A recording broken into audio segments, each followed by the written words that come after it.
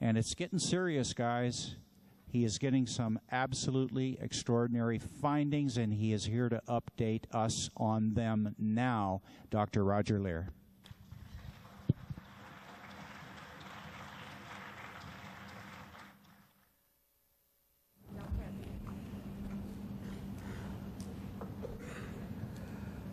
They gave me a stool.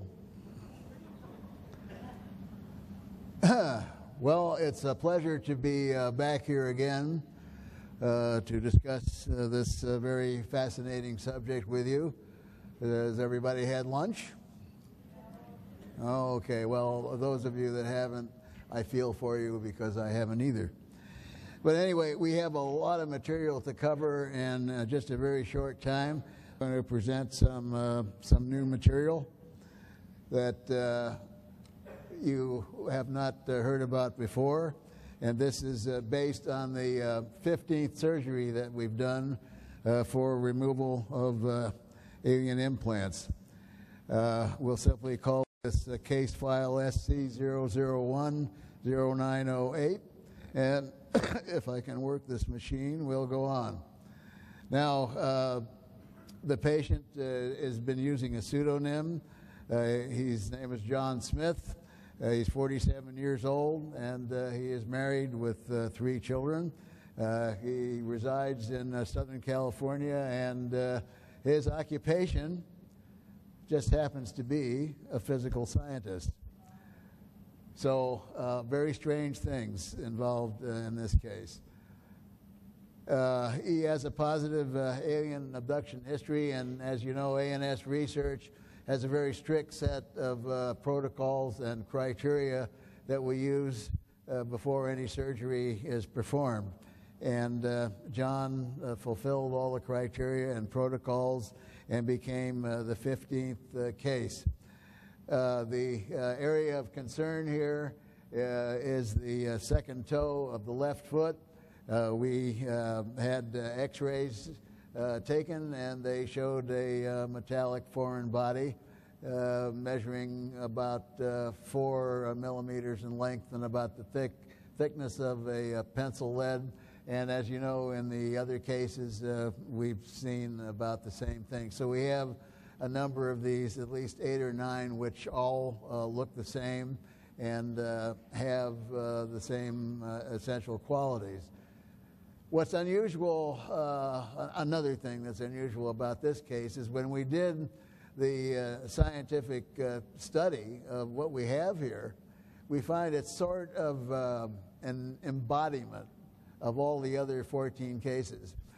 If you've been following my research as it's been going, if you go way, way back to the first and second cases, and we had laboratory data coming from Los Alamos National Laboratories and from New Mexico Tech.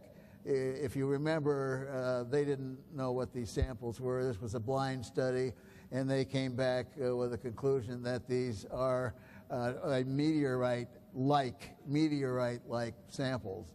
And as you know, people don't step on meteorites or whack them with their hand, otherwise they'd have a very big hole, and probably not much material would be embedded in it. Once the x-rays are taken, then we know that there's an object there. We use a CAT scan, and the CAT scan will give us the approximation of where the object lies, and we're able to then do the surgery more specifically. I told you it was about 3 to 5 millimeters. It's radio dense. That means that it appears in an x-ray about the thickness of a pencil lead. Second toe again. Estimated date of insertion was February the 28th of 2008. And how do we know that? Well, the individual remembers waking up in the morning, and he saw a couple of drops of blood on the bed sheets, and he looked down at the toe, and there was a couple of small puncture wounds which healed within a very short time.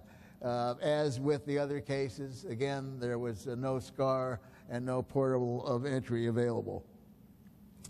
Also, if you recall, before we take anything out, we like to find out as much information as possible as to what's going on. And as we're able to do that and get better and better equipment, we're able to get much more knowledge. And as you recall, one of the cases we did was emanating a radio frequency, which was verified by a friend of mine in Las Vegas, let's put it that way, who sent me a classified FCC sheet, and we found out that that frequency was broadcasting on a deep space radio frequency. Now, if that don't knock your socks off, I don't know what does. We have emissions coming from this last case too. We use a Gauss meter to detect the electromagnetic activity, and we found that we had a magnetic field of greater than 10 milligauss. Ionizing radiation, we were only able to detect the normal background radiation using a Geiger counter. And the radio emissions, again, we're at 14.749650 megahertz. I don't know yet. I haven't had enough time to find out exactly where on the band or where that is going, but we're finding out. We had emissions of RF and ELF and in the microwave bands. Also, you may have been told, but we're offering everyone that comes to the conference and is at least within the sound of my voice, if anybody's here or not in the room but are at the conference and you talk to them and you feel maybe they might have an implant of something and of whatever, and they would like to know more about it, we have a very expensive $90,000 piece of equipment sitting right outside the door here with Open Minds.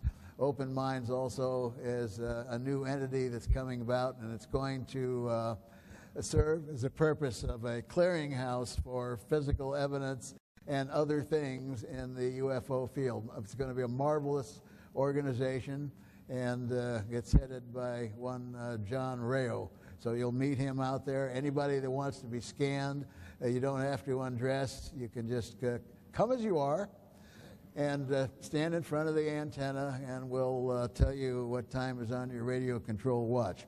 So that'll be right after my presentation, right outside the door in the back of the room. We'll go on here. The surgery date was September the 6th, 2008, and in time, looking at total time, that was not long ago. I was used although it's in the foot, I use sometimes a general surgeon because my time, I find, is better spent sort of as a surgical director because this was being filmed for a production that was supposed to appear on the A&E channel. So I'll go into a little divergence about that. It was an excellent program, and we had it in our contract that there would be no debunkers and no skeptics. Things would be told, and the scientific data would be told up to date of the findings. They had a couple of focus groups that came in and looked at the hour pilot. This was going to be a series, and the series was to be called Alien Intent.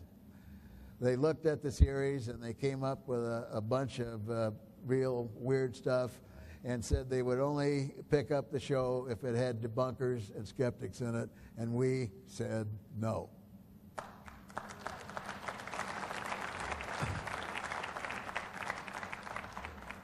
I will never, ever intentionally again, and I try and do the best that I can to prevent this from happening.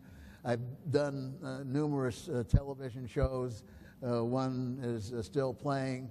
A lot of the shows that you see on television, and even those done by respectable groups, will bring in things. They will. There's a very clever thing going on. The people who are doing the show will debunk themselves. So you may have seen some stuff that's recently on TV which have two outcomes: no conclusion, or it's not real.